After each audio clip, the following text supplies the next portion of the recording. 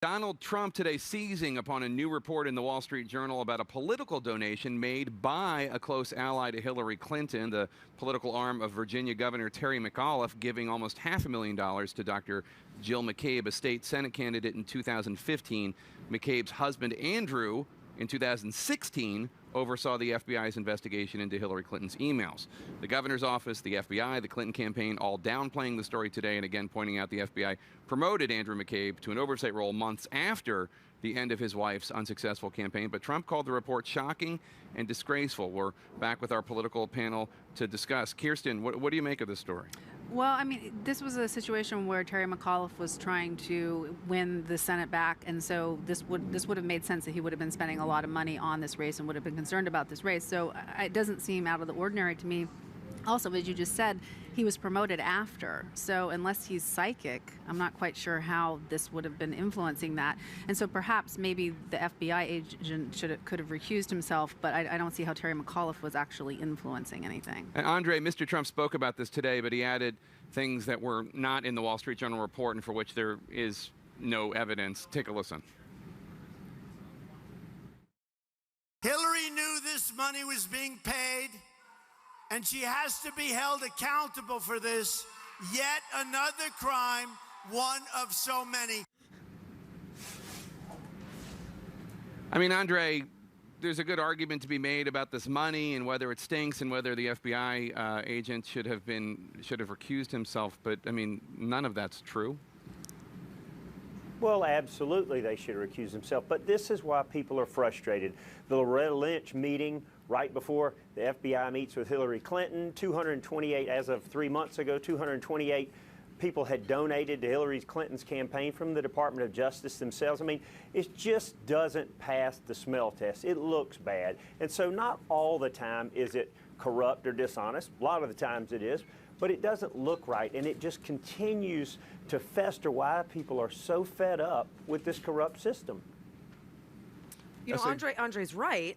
The problem is that Andre's candidate is truly terrible. And so instead of talking about a lot of these issues that have come up over and over and over again throughout the course of this campaign for Hillary Clinton, lots of stuff that is truly problematic and disturbing. We're talking about how many women Trump has groped and the latest outrageous thing that Donald Trump has said. For a lot of Republicans who are not backing Donald Trump, that has been incredibly frustrating to watch. Let's talk about early voting. Susan, more than 5 million Americans have already cast their ballots. What can we look by looking at early voting? Well, you don't know how people voted, but you can extrapolate by where they're from, whether they're from a district that tends to run Democratic or Republican, and who they are. And we know the strength that Hillary Clinton has had among women voters. So the fact that we've seen a particular uptick in early voting and absentee voting by women tells you that Hillary Clinton is, not all these people are voting for her, but they are more voting for her than for him. And this is a sign of the strength of her turnout operation and the fact that women are ginned up about this election and willing to get their vote out there. It also insulates her from more WikiLeaks leaks. You know, those votes are cast and done and are not subject to whatever turmoil might be ahead the next 2 weeks. Well, Donald Trump would benefit from that as well, though, right? This early voting would also benefit whatever nonsense Donald Trump does next. I mean, it's only 3% of the vote so far. I think it's overdone a little bit, and if there's a huge surprise, there'll be plenty of votes still out there to be affected by it. But for me, the big story is in the CNN poll, Donald Trump trailing by 15 points, 50 percentage points on the commander-in-chief. Who do you trust more as commander-in-chief? That has traditionally been a Republican strength. Normally the Republican wins that, the Democrat wins who cares more about problems like that you have, who's going to be nicer to poor people and so forth, and then you end up with a close election. And that's got to be a lot of men who think, incidentally, that Donald Trump shouldn't be commander-in-chief, not just women. I mean, and it's awfully late for Trump to fix that by discovering more, ethically questionable behavior or unseemly behavior, conceivably, by the Clintons. And Kirsten, one of the things that both Essie and Bill point out is the fact that Hillary Clinton running much closer with men voters in the new CNN ORC poll than she had been in the past.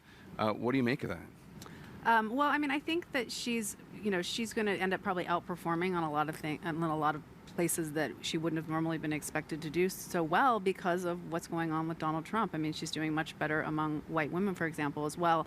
And so, or college-educated whites, where you see, people who traditionally would be voting Republican, I think, are looking at Donald Trump and saying, I don't know if I can pull that lever for him. It's also 3 debate performances, right? I mean, most people tune into the presidential election then. And so if that was their introduction, I think if you were maybe unsettled or undecided, he looked very scary on that debate stage. And so maybe if you're a guy who maybe would have traditionally voted Republican and disliked Hillary Clinton, I think there was a very stark contrast on that stage. And as it's getting closer, people are getting more and more serious about who they're going to pull the lever. You know, but when historians look back, I think Trump came close, right? At the end of the Republican convention, and then even into the Democratic convention, it looked like a competitive race.